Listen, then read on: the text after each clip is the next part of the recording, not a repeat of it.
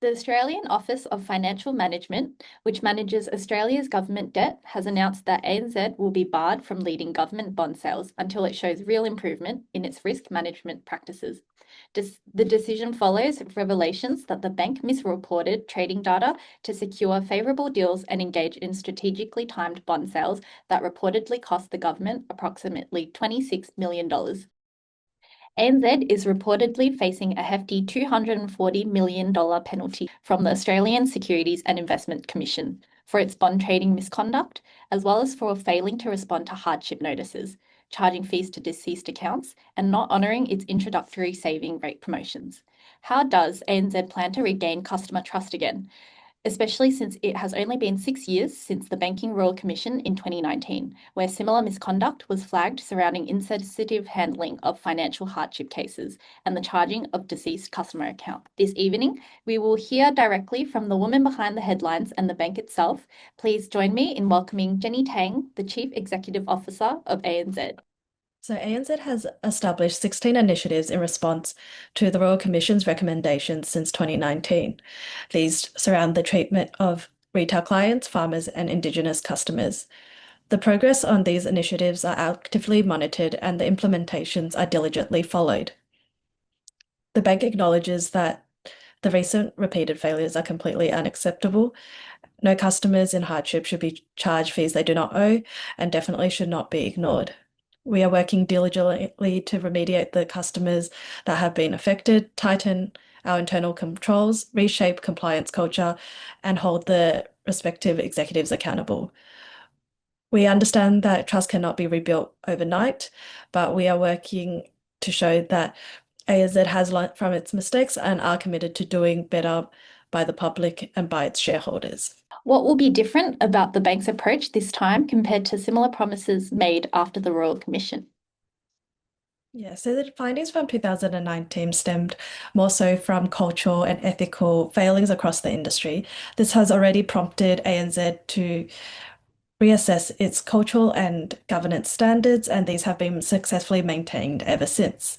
ANZ is now more focused on addressing its operational and execution issues, and we're doing this by simplifying the workforce and doing detailed and enhanced reviews of our non-financial risk framework. Several retail staff received automated emails in August informing of their redundancy before official communications. You called this incident indefensible and deeply disappointing. How will ANZ prevent this from happening to its employees again? I want to apologize again to all the employees that were affected by the incident. And I stand by my statement that this is definitely indefensible and deeply disappointing.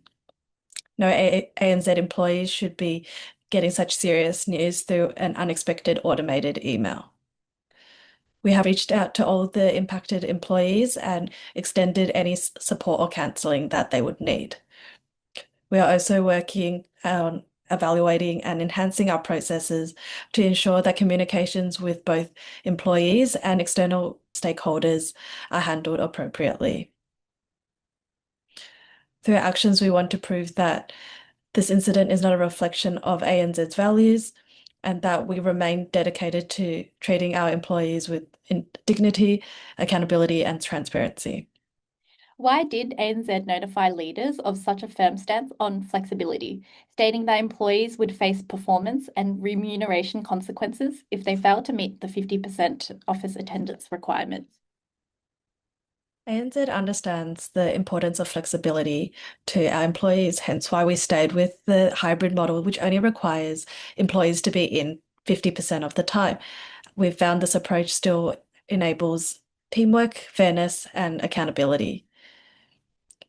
For those who are unable to meet the 50% attendance requirement, their variable pay and career progression may be reviewed. Of course, this is unless they have an exemption that has already been approved.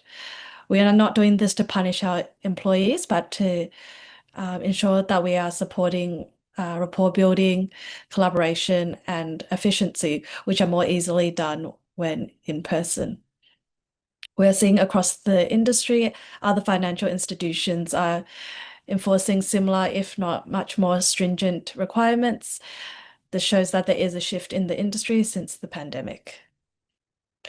I'd like to reiterate that the employees should feel comfortable and confident to speak to their leaders about any personal circumstances so that we are able to make the appropriate accommodations to their situation. We have seen the big four banks pass on all the RBA rate cuts to their mortgage holders. Could we expect the same for the potential upcoming cuts? So ANZ has passed all three of the Reserve Bank's interest rate cuts down to its mortgage holders, showing that ANZ is moving in line with the market. As for future rate cut decisions, this will be dependent on a few variables. ANZ would need to balance giving relief to its mortgage holders, providing a reasonable return for our savers and depositors, ensuring sustainable performance for our shareholders, and then ensuring the bank's liquidity and funding needs have been met. But rest assured that whenever there is relief felt by ANZ in the market, we will be passing them to our customers as soon as possible and whenever possible. And that's all we have time for this afternoon. Thank you for joining us today, Jenny.